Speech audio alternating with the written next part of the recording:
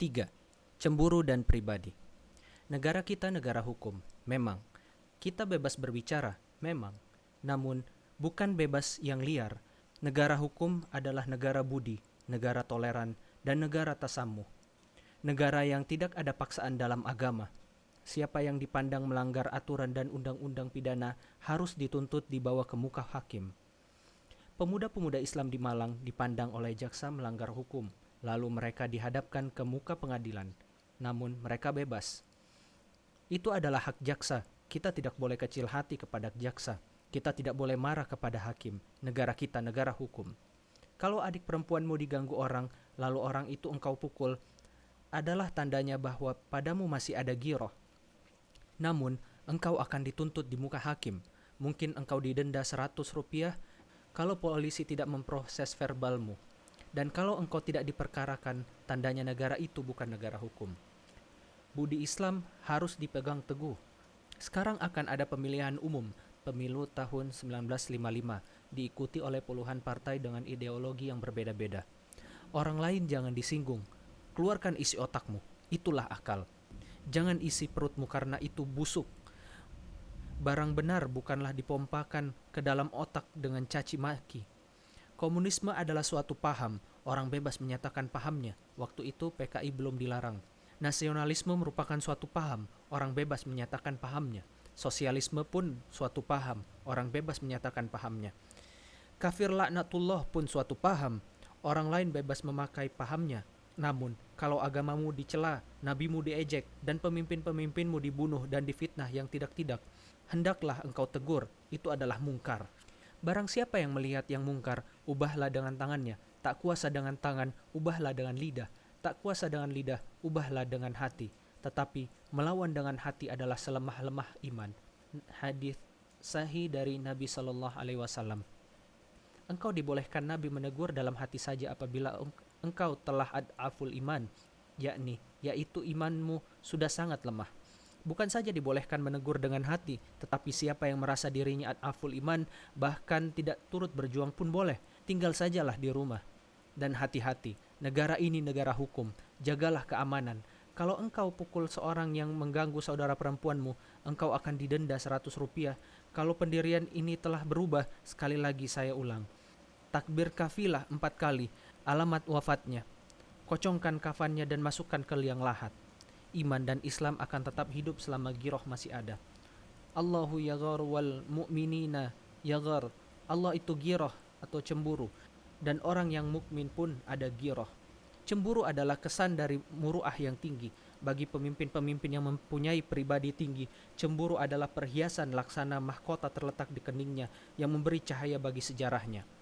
Almarhum Ibnu Saud, pendiri kerajaan Saudi Arabia, sangat terkenal karena setianya memegang derajat dan kepercayaan orang kepada dirinya, sehingga ia dapat membuktikan bahwa dalam abad ke-20 ini, kesetiaan membela orang yang melindungi diri sebagai budi istimewa dari bangsa Arab belum hilang sedikit juga.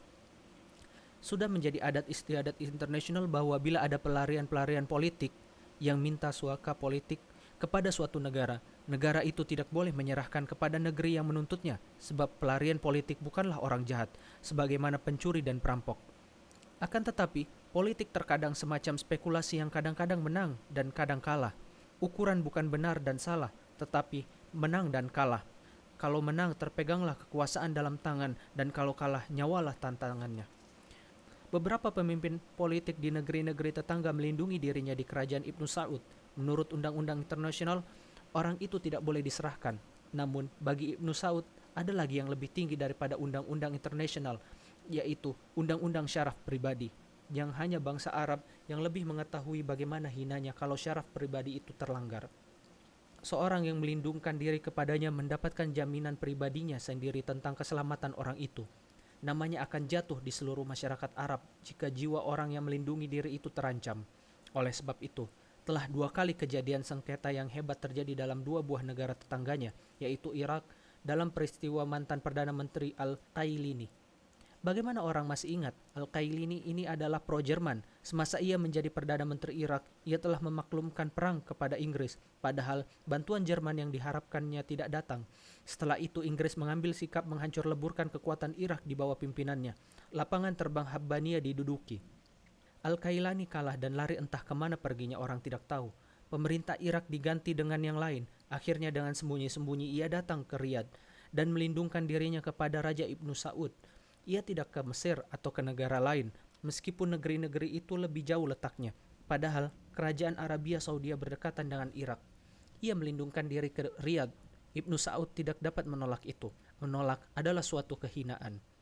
Walaupun berkali-kali utusan Irak sendiri datang ke Riyadh, baik dalam urusan politik umum atau khusus meminta supaya Al-Kailani diserahkan, tidak, Ibnu Saud tidak bersedia menyerahkannya. Apapun yang akan terjadi, aib besar bagi dirinya jika ia menyerahkannya. Kejadian kedua ialah waktu pertentangan hebat dalam negeri Syria. Rezim Abid Shishakli tidak disetujui orang. Bagaimanapun kuatnya memegang kekuasaan dengan dasar diktator, kemenangan akhirnya diraih oleh lawannya. Hashim al-Attasi diangkat kembali menjadi presiden. Abid Shishakli terpaksa melarikan diri sebelum nyawanya dihabisi dengan 12 peluru. Kemana ia melindungi diri? Tidak lain, hanyalah ke Riyadh juga. Setelah Abdul Aziz Ibnu Saud mangkat, dia digantikan oleh putranya Saud. Saud pun akan tetap teguh memegang tradisi syaraf yang lebih kuat pengaruhnya daripada undang-undang internasional itu. Inilah pengaruh muruah Islam yang telah mendarah daging ke dalam kebudayaan Arab. Sultan Pasha Atrash adalah salah seorang pemimpin Syria yang terkenal sebagai kepala pemberontak terbesar melawan kekuasaan Prancis pada tahun 1925. Mulanya, ia setia kepada pemerintah setempat. Ia tidak dapat menghalangi kekuasaan Prancis menduduki tanah airnya. Namun, di tahun 1925, ia berontak sebab pemberontakan itu tidaklah dapat dipikirkan kalau tidak oleh orang Arab. Pada suatu hari, seorang pemimpin yang ekstrim dikejar-kejar oleh serdadu pendudukan Prancis. Namanya Idam Kenjar. Ia dipandang sebagai penghasut besar oleh Prancis. Saat dicari-cari, sampailah ia ke Jabal Druzi, tempat kediaman Sultan Atrash. Oleh karena itu, ia datang melindungkan dirinya ke dalam rumah Sultan Atrash itu. Kebetulan Sultan sedang tidak ada. Di rumahnya hanya ada khadam-khadam dan keluarganya. Waktu itu serdadu Prancis datang. Rumahnya dikepung dan si peminta perlindungan ditangkap saat sedang berada di dalam rumah sang pelindung. Besoknya ia datang. Keluarganya menceritakan kejadian itu. Gemetar seluruh tubuh beliau mendengar berita itu. Ia adalah seorang yang sangat disegani, terkemuka, pemimpin yang tidak banyak gembar-gembor dan disegani oleh seluruh bangsa Arab. Mengapa tamunya ditangkap di rumahnya? Tidak ada malu yang lebih besar daripada ini. Hal ini tidak dapat didiamkan olehnya. Martabat akan diuji dengan kejadian ini selama ia masih berada di wilayah Hadramaut dan Yaman hingga ke Irak dan Syria. Bahkan kota manapun yang masih memakai adat istiadat Arab. Maka dikirimnya surat permohonan kepada pihak kekuasaan Perancis supaya tawanan itu dikembalikan. Asal dikembalikan, ia tidak akan mengganggu pendudukan bangsa yang kuat itu di negerinya. Surat itu pun disusulnya dengan mengirim seorang utusan yang meminta dengan sungguh-sungguh sudi kiranya mengembalikan tawanan itu. Namun, sebagaimana kebiasaan penjajah, surat itu tidak dipedulikan. Bahkan, seakan-akan diejek. Sultan Atrash akhirnya menyadari apa maksud dari semua ini. Kemudian ditulisnya surat selebaran kepada seluruh pengikutnya bahwasanya ia tidak dapat hidup terus, bahkan tidak ada harganya hidup kalau sekiranya malu yang sebesar ini tidak ditebusnya dengan darahnya. Diawalinya selebaran itu dengan pepatah Arab yang masyhur, "An-nar lal ara", api mesiu lebih baik daripada menanggung malu. Sebab itu, siapa di antara pengikutnya yang masih tahu arti dari nilai hidup, yang masih tahu apa arti syaraf, ikutlah ia. Siapa yang telah dingin darahnya, yang takut menghadapi maut, biarlah bergelimang malu, tak usah ikut. Perkataan begitu tak usah dikeluarkan kepada persukuan Druzi di Syria. Dalam beberapa saat saja berkumpullah beratus-ratus pahlawan lengkap dengan senjata yang ada padanya. Bedil melawan tank berlapis baja. Kebetulan di seluruh Syria telah menggelakkan darah berontak. Dalam waktu sekejap saja terjadilah pemberontakan hebat terhadap kekuasaan Prancis. Waktu itu, Prancis menunjukkan keganasan dan kekejaman yang luar biasa. Suatu pemberontakan yang paling hebat dalam sejarah Arab sehabis Perang Dunia Pertama. Sultan Atrash diangkat oleh rakyat Syria menjadi kepala perang umum. Kota Damaskus sendiri dihujani dengan bom oleh Prancis. Berbulan-bulan lamanya pemberontakan itu baru dapat dipadamkan dan Prancis harus menumpahkan segenap kekuatan yang ada padanya untuk memadamkannya. Tentu saja karena kekuatan yang tidak seimbang, kalahlah pemberontakan itu. Namun, kekalahan bukan menjadi masalah. Rasa malunya Syarafnya yang terhina karena tetamunya ditangkap dalam rumahnya sudah tertebus setelah nyata tidak dapat melawan lagi.